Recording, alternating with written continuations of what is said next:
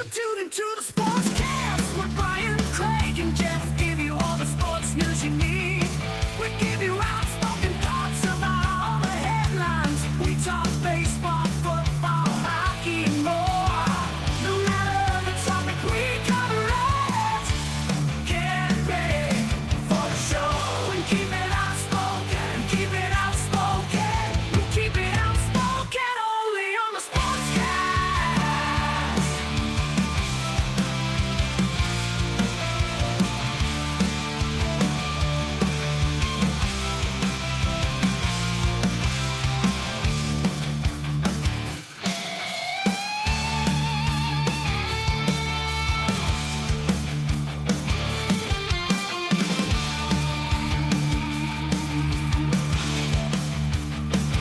Tune into the SportsCast. With Brian, Craig, and Jeff give you all the sports news you need.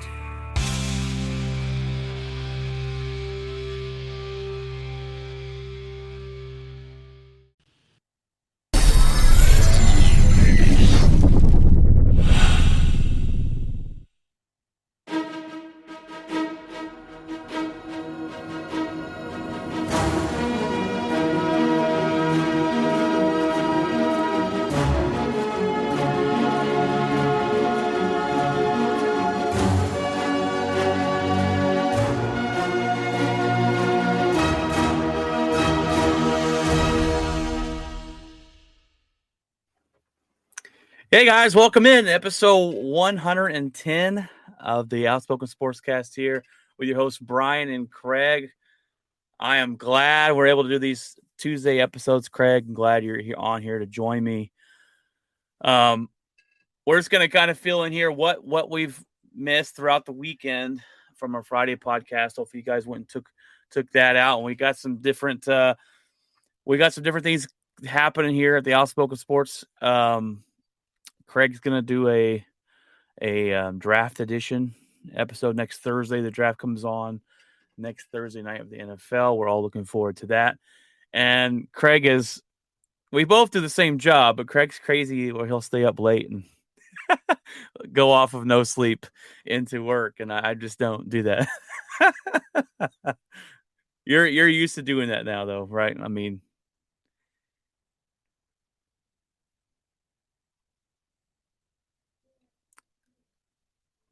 oh, Craig, I cannot hear you. Can you hear me, Craig? I cannot hear you, Craig. Try bouncing off and bouncing back on again, and we'll see if it works. We're having some technical difficulties with our volumes. Sometimes Craig can hear me, sometimes I can't hear him. So we'll get that adjusted here real quick. But we're gonna jump on and we're gonna do the things that happened over the weekend here. Are you back, Craig? No, you are not back. Go ahead and close it all the way out and then jump back in. We're still working out the bugs here, I guess you could say. One getting Craig on the podcast, but it worked fine last week. So we'll get that figured out here. We got some different things we're going to talk about here, though. The Dwayne Haskins, the sound, the sad news of Dwayne Haskins passing away over the weekend and what a debacle that was. We're going to talk about the NBA. There is Craig. Craig, I can hear you now, buddy. You there? Yeah, I'm here. Can you hear me? Yep. All right. Well, sorry about the technical difficulties there. Yep. It's hit and miss, but we got it back and we're good to go now. So yeah, been a little bit crazy. Some breaking news this weekend, and we can start with that. Yeah, we'll start with the Dwayne Haskins sadly passing away. I hate starting off any day or any podcast or any episode with sad news, but this is really the one that took over. Dwayne Haskins sadly passed away after being struck by, I believe, a dump truck while Haskins was trying to cross the highway. We have no details of really why he was on the highway. Maybe his car broke down. I have no idea, right? We probably will never know. But he sadly passes away. He was 24 years old. He was he was quarterback for the Steelers backup quarterback for the Steelers there. But sadly, that's not what took over this weekend, right? It was Adam Schefter's horrible tweet. Adam Schefter's tweet, and I got it right here. It says, Dwayne Haskins, a standout at Ohio State, before struggling to catch on with Washington and Pittsburgh in the NFL, died this morning when he got hit by a car in South Florida. Per his agent, Cedric Saunders, Haskins would have turned 25 years old on May 3rd. Now, that Adam Schefter is getting killed for that, which he should. That is an insensitive tweet. He did this. I don't even know why do people miss on this, Craig? Why do people miss so badly on this? Why did he have to throw in the struggles? And Dwayne Haskins was a husband and a friend and a teammate to these people, not just stats and numbers. And I think that's why people get so angry is that he tweets this and it sounds like he doesn't care about him as a human, just as a athlete. You know what I'm saying? Yeah, I mean, I think it's simple. I believe these guys are so desensitized to the human world. It is simply that I want to be first. I want to be the one that gets it out. I want to be the one that gets all the credit for getting it out there, and everybody saw me do it first. And what he said, while completely insensitive and completely offline, I mean, he didn't say anything that was inaccurate. The guy did struggle. The guy did have his difficulties. So he didn't really say anything that was inaccurate, but he said it at a really, really terrible time. And I just don't think he thought. I think he was desensitized to the whole thing. And as soon as he found out, he's like, here's a guy who struggled in the NFL and da-da-da-da-da. I mean, and he wrote up a synopsis on Haskins' career, which all in all was true, but the timing of it in what was going on. I mean, if Haskins just got hurt or if it was something like he got arrested or something to that effect, well, then nobody says anything. But Unfortunately, he passed away. And within minutes of finding out, here's Schefter that says, this, and people are killing him for it. And unfortunately, he's not even the worst. No. So what and why? Gil Brandt's like, I got you, bro. Don't even worry about it. We'll take the. Gil Brandt. What? He's not even getting killed for this. How does he still have a job? Everybody's focused on Schefter, and what he said was 100 times worse. So Gil Brandt's not like 90 years old. Shouldn't probably be on the radio anymore, and definitely shouldn't be on the radio after what he said. He did an interview after this happened, and he was on a I don't know what show he's on, but Sirius XM, some serious interview. And I'm not going to read the whole because it's a long one. But here are the main things that he said that is just horrific. All right, this is just terrible. He says, and I quote, "He was a guy that was living to be dead." That right off the bat's like, what are you? What? Stop right there. Yeah, that right there is enough. But it keeps going. Now, hold on, let me double down. Yes. It was always something with Haskins. Maybe if he stayed in school a year, he wouldn't do silly things like jogging on a highway. What? What in the world? First of all, he wasn't out working out on the highway. He wasn't in joggers. Is that some serious training they got going on there for the Steelers? Is dodging cars? Like, I don't. Playing Frogger on the highway, I guess. Yeah. No, we're not doing that. It didn't make any sense. And no. He's a guy that was living to be dead. What does he act like? He acts like he's out there skydiving every week or, bungee. I don't know. Yeah. I don't even know where to go with that.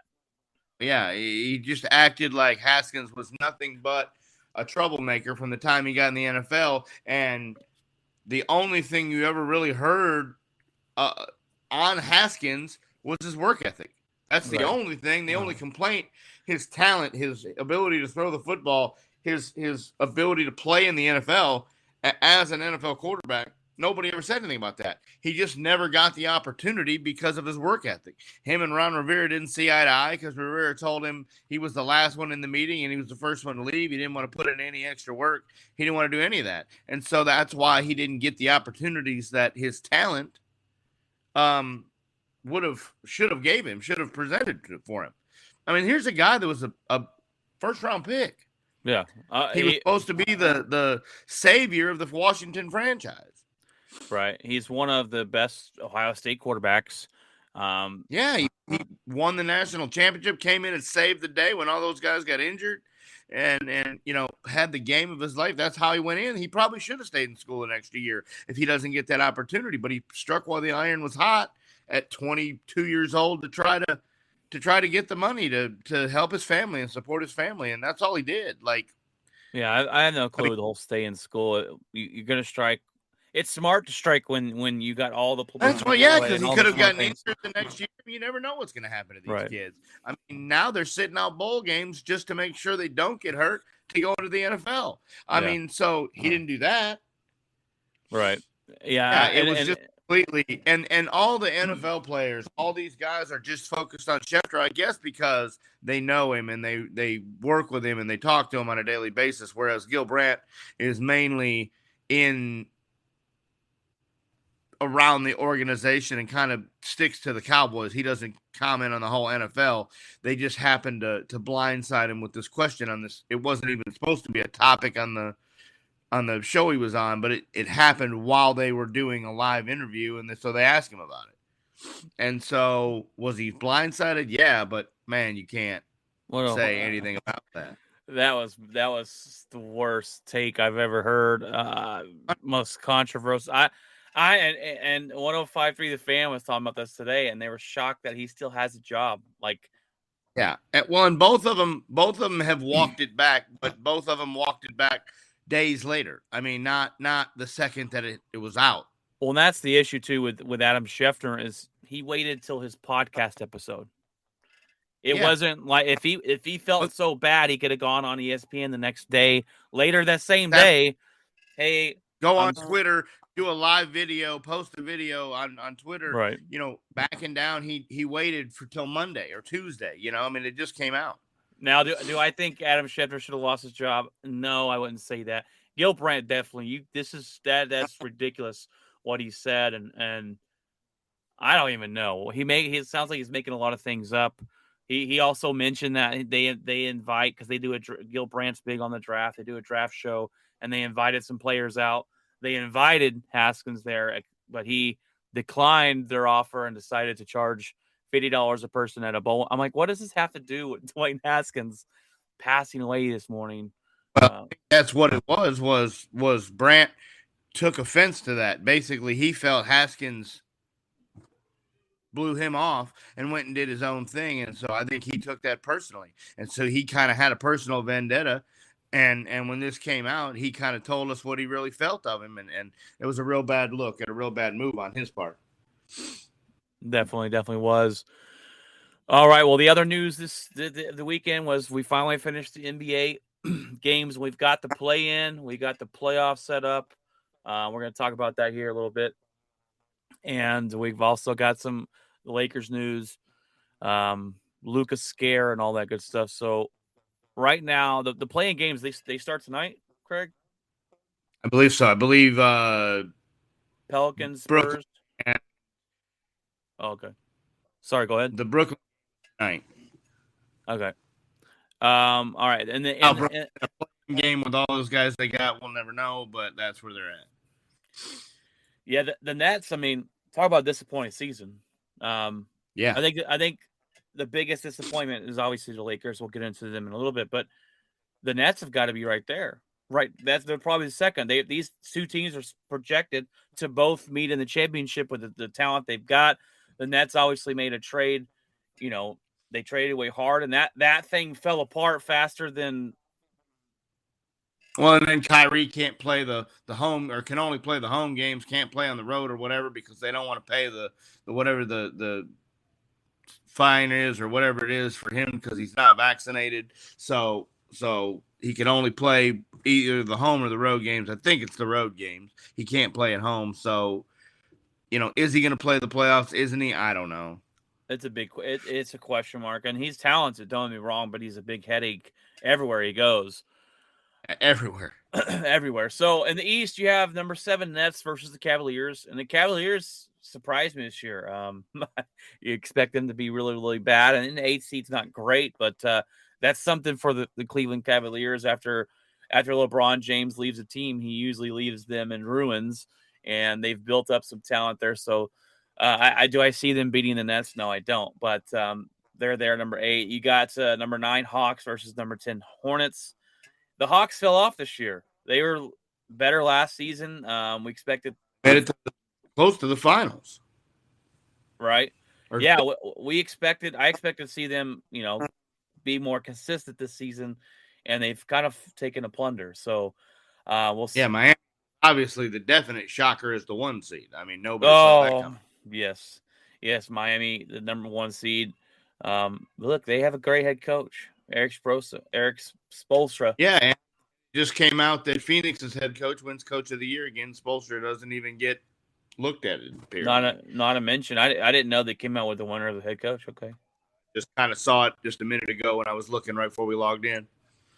Nice. And then let's see here. So that's the East. Playing games for the West is the number 9 Pelicans and the number 10 Spurs, and you got this number 7 Timberwolves versus the number 8 Clippers. The Clippers could be a dangerous team. They get Kawhi Leonard back. He's been hurt all year long. They've had injuries. None of these teams to me are a real threat. Any of these 4 teams in the West to compete with the Suns and Memphis and the Warriors. Dallas is Luka. I think Brooklyn could go in and upset Miami just talent-wise. If you go off talent, they could go in and be trouble for Miami. But I don't think their team chemistry's there yet. No. I mean, talent. Just if they go off talent. Yeah. If you go off best player on the floor, they will have the best player on the floor in Kevin Durant. They will. So they'll get a couple games that way just by having the best player on the floor. I agree. I think the Heat will win. If they do play them, I think they will win that. But I think Phoenix runs through any of the 4 teams that make it out of the West. The Suns look really good, and they haven't stopped since last season. They made it all the way to the championship last year. I thought they were going to win. They went up 2 games to nothing, and then they kind of fell apart. And we could see a rematch. We could see the Suns versus the Bucks again this season. Milwaukee is number 3 seed in the East this season. Let's jump into the West though, real quick. So the Suns are number 1. They'll face the 8th seed. And then you have Memphis. Memphis number 2. That's a shocker. 100%. I mean, they gained some ground last year with Ja Morant. He's been a beast this year, and this team is playing really well. I think that's probably the biggest shock in the NBA, in my opinion, is Memphis being at the number 2. Warriors number 3. That's probably the best. Probably a close second. Yes, that is and everything like that. That's probably a very close second. This will probably be the best first round matchup. The Warriors versus the Nuggets. Yeah, I think Denver's got some injuries, and it just came across that Steph Curry is going to start practicing this week, so I expect him to probably play. So I think you give Golden State the edge. Yes. If I have to pick right now, that's going to be your West Finals is going to be Golden State and Phoenix. I think that's going to be a really good series. Well, I feel bad for the Nuggets, and I feel bad for Joker because he's got no help. All his guys are always hurt. Jamal Murray's out, and they just announced that Porter Jr. the kid they got from Philadelphia, he's out, and so they don't have any. They basically have no guard. They're playing with backup guards. Yeah, it's not a good look. It's going to be a one-man show. Yep. I mean, he'll do his thing, but I mean, if you're Golden State, you're like, yeah, let him get his 40 and everybody else can't deal, and we're good. Yeah. I think, I don't know if the Nuggets win one game. If the Warriors are healthy, it's going to take. Not if Curry plays and everybody plays. No, I mean, maybe one. Maybe one. We got the number 4 Mavs versus the Utah Jazz at number 5, and this one's a lot more interesting because the Luka injury. Oh man, what a horrible time to get injured, and he has a calf strain, and there's no timetable on the return. So we know what that means. They've kind of kept this hush, and it makes me go, that's probably not good news. If it was nothing, they probably throw it out there and say he's going to play. But Jason Kidd likes to play mind games. Jason Kidd could be doing this just to mess with the Utah Jazz head. Is he going to be out there? Is he not? We probably won't find out if he's playing in the game until Friday night. Yeah. Since it's the first game on Saturday, I would think whenever the NBA makes him announce it, that's when he'll know. Right. He came out and said today that there's no timetable, but he's coming up with a game plan with Luka and without Luka. And basically, if he can lace his shoes up, he's going to play. But he also said, kind of tongue-in-cheek, that we're not going to risk long-term health of this. And if you ask Kevin Durant what you do with a calf injury and you try to play, he blew his Achilles out and missed the whole next season. So while the Mav fans are sitting here going, he's going to play, he's fine, now, I don't think that's what you want, because if he misses all of next year with a blown Achilles, you're really going to feel bad. Right. So, and with Luka, you're not winning the championship. Sorry, Dallas Maverick fans, you're not going to win the championship if Luka plays. You might go past Denver. You're not beating Golden State. You're definitely not beating Phoenix. Yeah, you're not going to the championship. Jeff, the other host of the show, is a Mavericks fan. He'll be like, "Well, we weren't supposed to go in 2011." I'm like, "You can't use that every year. You can't use it every year." Okay. Perfect. Everything lined up of the teams that you matched up really well against. You had a cakewalk to the finals. You had teams that were getting older, and you just happened to hit a perfect storm. I don't see that happening this year. Is Luka going to carry you through a little bit? Yeah, he will. Yeah. Is it going to be another disappointment for Mavs fans and another season loss that if they get eliminated right away? It is.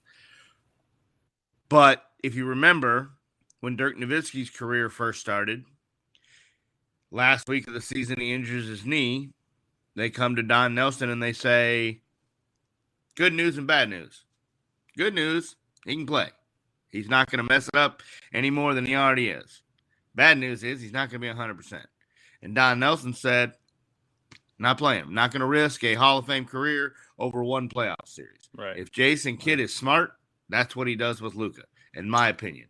You set him down and you say, we'll see you next year. And Luka won't be happy, and it might get him fired. But if I'm Cuban and I'm Kidd, that's the decision. Because if, just like what you said, if you really look at it honestly, you're not going to the finals this year. Right.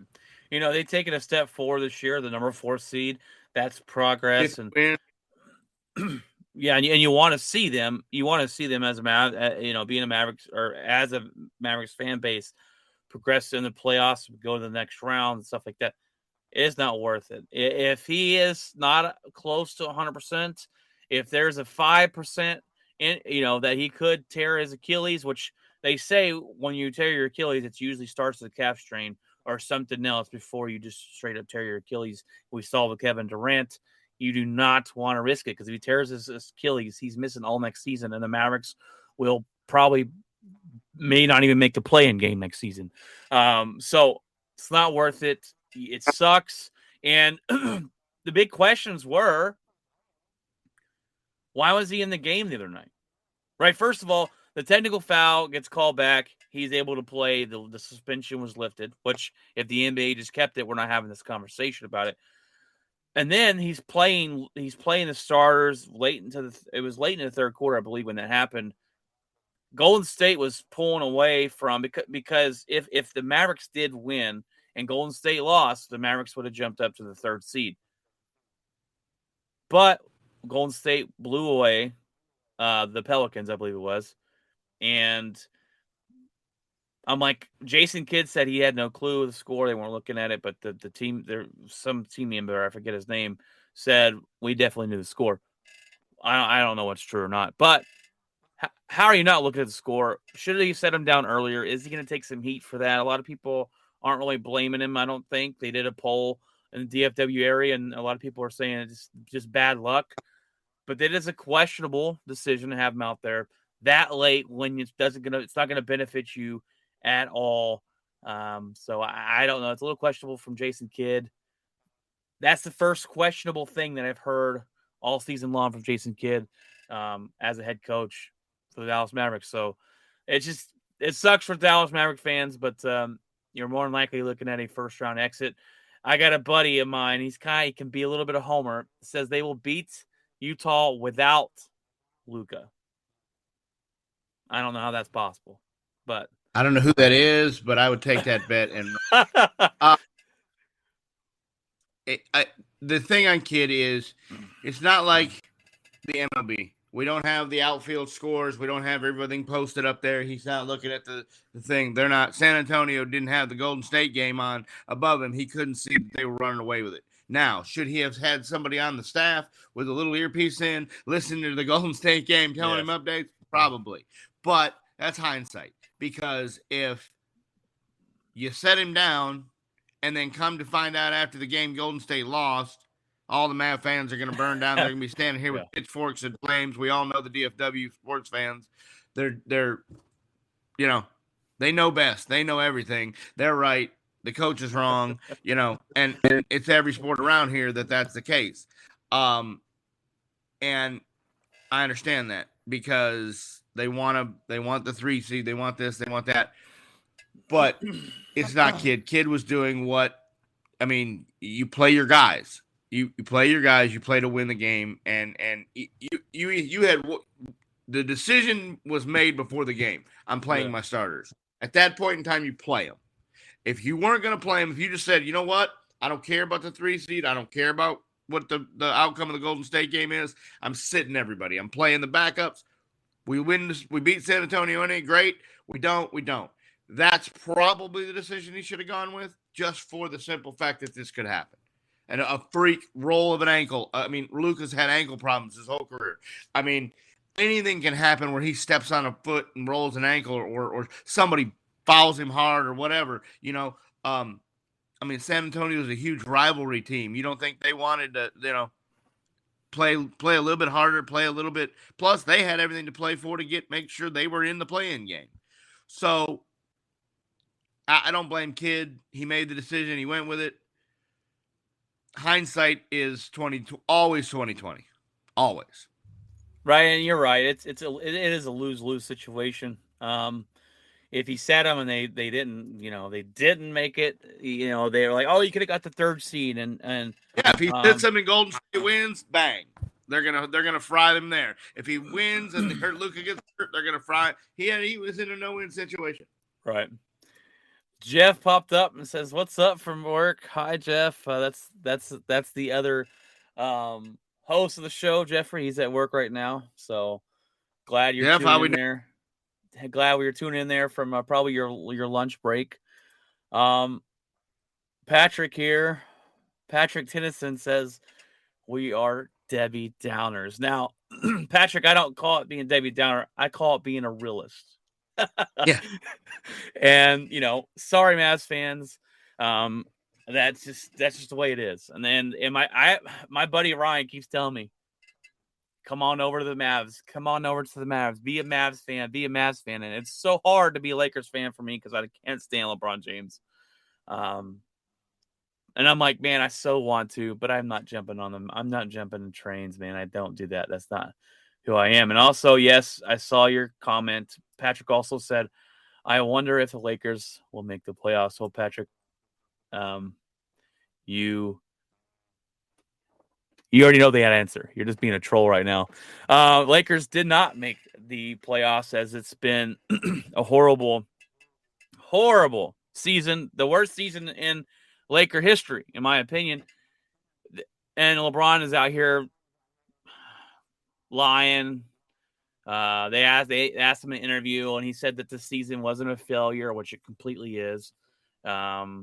He's trying to spin it that he didn't want Russell Westbrook and a lot of crap. Says he has no control over the roster. That is not his decision. The new Hicks coaches, and it's just total BS. We all know it is. But the Lakers finally make it official. They fire Vogel. I think I wasn't a big fan of Vogel, but I think he's basically the scapegoat here in the situation with the Lakers. And I honestly want to trade LeBron James. They're not going to do that though, because he's their best chance of winning. But no, the Lakers do lose. I tried to pull it up earlier. I couldn't find it. The head coaches that are, possible head coaches for the Los Angeles Lakers. Did you see that list? Yeah, I mean, they want Nick Nurse. That's what they're saying. But if he leaves where he's at, he would be chastised for the rest of his life. He has a team that is on the upswing. They weren't even supposed to be a thing this year, and they're in the playoffs. And so, I mean, I would never leave where I'm at. He's got draft picks. He's got talent. He's got a roster. He's got everything he needs where he's at. Zero chance that he is the next head coach of the Lakers unless they just go, here's a blank check, write some numbers on it. And he goes, yeah, all right. And then they go, oh, and by the way, you can do whatever you want with the roster. You want to cut people, you want to trade people, you want to sign everybody, you want to bring your whole team from where you're at over. They would have to make a really, really deal. As for that, everything else, you got some college coaches that are available. You got some guys, of course, that will get fired come the end of the season that could be available. I just don't know too many people that can work with LeBron James. And that's exactly right. I mean, that's going to be what you've got to deal with. You've got to deal with LeBron James. And Spoelstra couldn't do it. And Ty Lue couldn't do it, and Vogel couldn't do it, and it just, if he's not running the ship, he's not happy, right. And he's not going to 100%, and he's not going to do what he needs to do, and plus, Father Time's undefeated, and it's coming, and I understand he wants to play with his son, and he's going to try to hang out to find out where Bronny's drafted and go play there for a year or two and ride off into the sunset because that's never been done before. But come on. There's nothing to here. You're not going to pass Jordan. That debate is over because of this season. Now, he says that, or he says that he can still lead a team to a championship. I don't think so.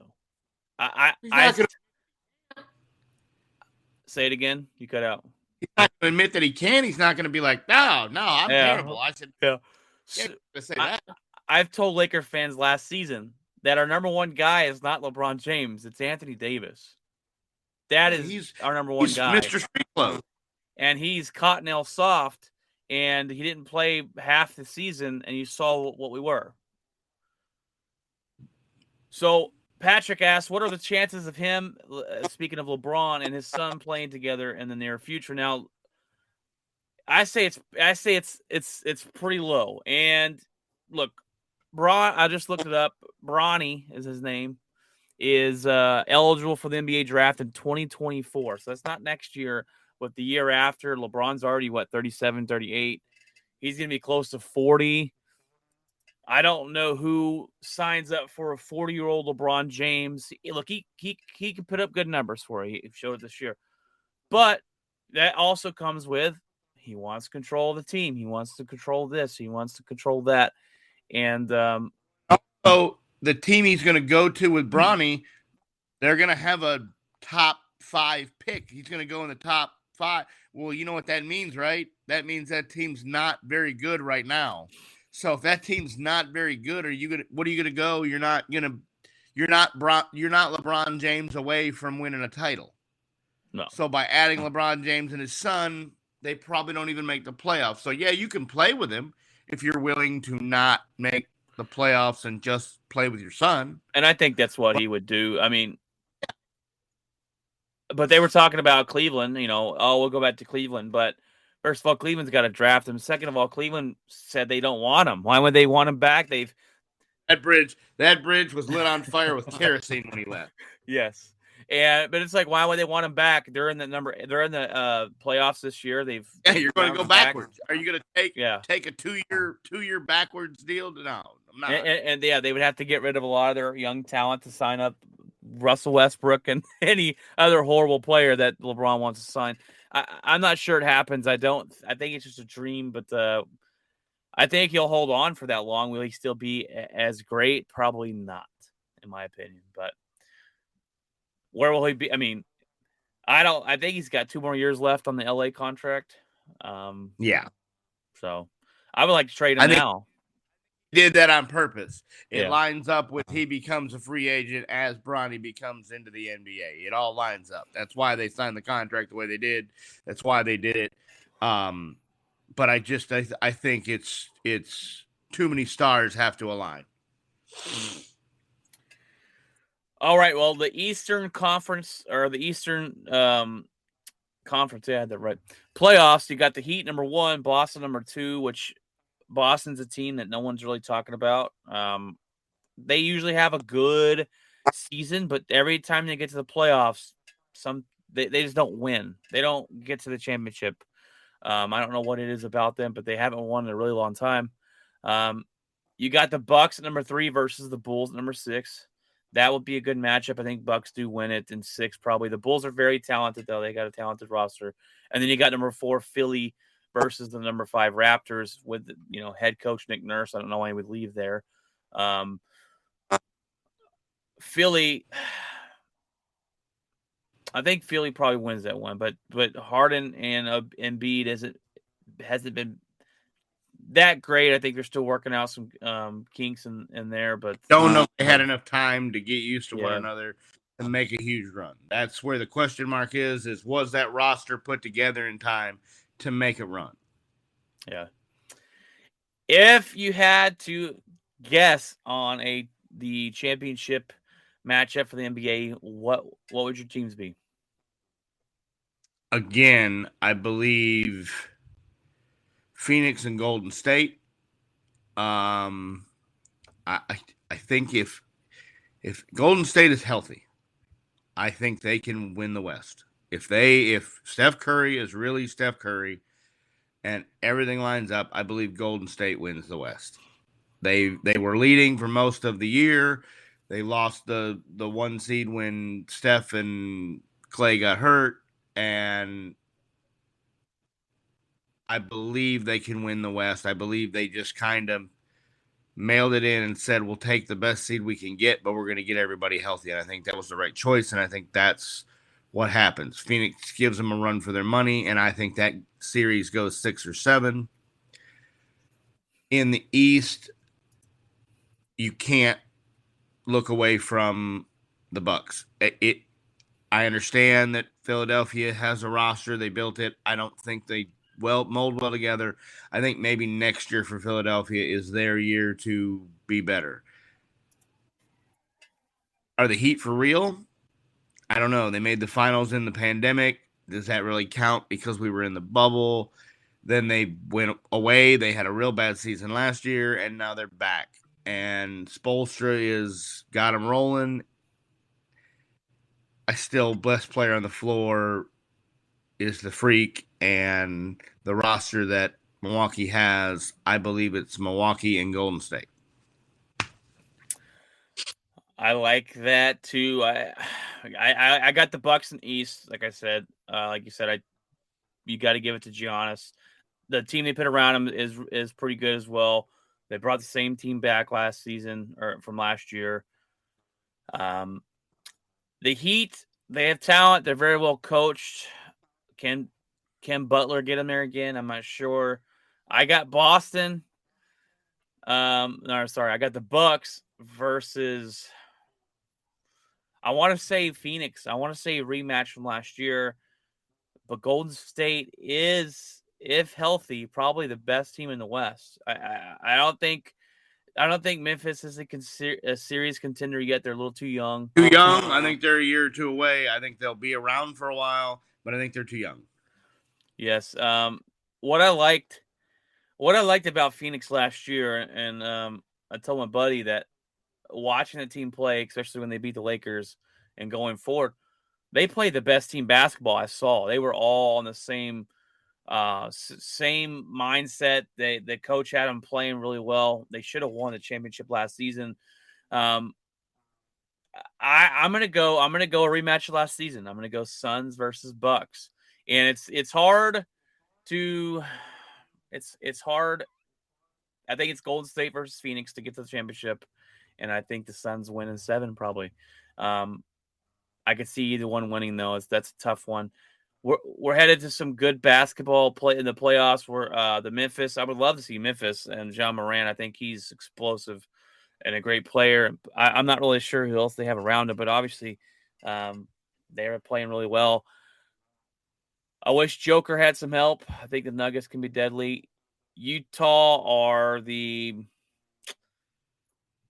they're the team they could be the 1 seed. They were the 1 seed last year, and I don't trust them. They're not going to win the playoffs. This is who they are. But are you there, Craig? Yeah. The Luka injury sorry. is, I think puts them out in the first round. So they're out. Yeah, I mean, I think there's 4 or 5 teams total in the whole thing that can win it all, and I think we just named them. You know. Yeah. All right. Well, I think that covers it, Craig. I was looking for some more information. How are your Giants doing so far? I took a hard one last night again against the Padres, so they're 2-2. But I mean, long time ago, the pitching looks great. They're kind of plugging and playing with the lineup. They called up their rookie phenom left fielder, Elio Ramos, and he goes 2 for 3 and gets his first couple big league hits. And so we'll see if he's here to stay, see if they make a roster move. Right now they had to just put somebody on bereavement, so they got, 7 days to kind of play with it. But when Brebbia comes back, I don't know if they leave Ramos up or if this is just a test. But I think he's the new coming. Pitching looks phenomenal. I mean, they're losing all these games 2-1, 3-2. Everybody, I mean, Rondon had 12 strikeouts in 5 innings. Webb went 5 innings, let up no runs. Wood let up 1 run. The starters look fine. The bullpen blew a save on opening day, but they've come back okay. If you judge after the first week, the Dodgers are 1-3. So I mean, the sky would be falling in LA but we're not. We're 4 games in. Yeah, I mean, they were talking about today. The Rangers is the first home opening game they haven't sold out since 1996, and everyone's going, Yeah. "Oh, it's not that big of a deal, guys. What do we expect? What do we expect? You don't spend any money on your roster for years. This team was unwatchable last season. Unwatchable. All right. What do you expect? So they lose last night, extra innings. We lose because our bullpen's horrible. We lose extra innings of a horrible call on a slide interference at second base. Cost us the game in the 10th inning. But at least a shot. I mean, wow. Yeah. I mean, I understand the rule, but that was soft. Nowhere in the rule. He didn't go left of the base. He didn't go right of the base. He didn't stick his hands up. He didn't interfere in any way. That guy was behind the bag. He goes over top of the bag. He didn't deviate from the path at all. He followed the guideline in every aspect of it. I was blown away. And Yeah. I mean, MLB could come out now and go, yeah, we got it wrong, but that doesn't help now. The umpiring in the opening week of the season has been atrocious. Atrocious. We've got guys that are getting called up on strikes that are 3 foot outside the zone. Yes. Guys that are walking on a strike right down the middle. The Mets, they've got 2 guys in the opening series that get drilled in the ear hole. Lindor and the first baseman, Pete Alonso, gets both of them get drilled in the head with 95-mile-an-hour fastballs. They could have lost 2 of their all-stars in the first week of the season because, of course, it's the Nationals. Oh, this new ball is slick. Come on. We're not control and throwing seeds at people's ears. They've got to start doing something. I mean, you can't headhunt. Yeah, there's been some fireworks as far as teams just fighting already, and I understand it for the Mets, and glad those guys are okay. You never want to see that, man. That's dangerous stuff. Yeah, the Rangers bullpen's garbage, but these 3 games, it's an understatement. This last 2 series have been, or Toronto and the 1 game in Colorado have already been better, more entertaining than all last season. So, yeah, I'll take it. I don't know what else we're complaining about. We have no expectations. If you're a Rangers fans with expectations, you're foolish, and you should just end it behind all right now. Yeah, we're probably 2 or 3 years away from contending. 2 years with the expanded playoffs, maybe a year, but definitely, you know, we are headed after a 6 or 7 year rebuild. We're headed in the right direction finally. But well, that's going to be it for this episode. Me and Craig will be on Tuesdays. Me and Jeff will be on Friday. We'll maybe have Craig there on Friday as well. But feel free to come listen to us on our podcast anywhere you can find a podcast and anywhere you can stream as well. We are streaming on YouTube, Facebook, Twitter, and Twitch right now as we speak. So if you want to look at our beautiful faces, feel free to do that. If not, come fill us in your ear holes at the podcast pages. Jeff says the Rangers are cursed always. They're not cursed. They're just, I don't even want to talk about it. That's just too long of a conversation to get into. We're not the Dallas Cowboys. Come on. Oh. No, I think I lost the audio again. It's all right. We'll figure it out. We'll get Craig a mic and hopefully figure out the cutoff. The first intro to this episode is going to sound like crap.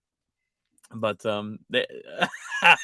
Patrick wants to throw some curse words out here at us for the Cowboy comment. Anyways, yes, we'll be doing more shows. I'm excited to have my buddy Ryan Sims on the show.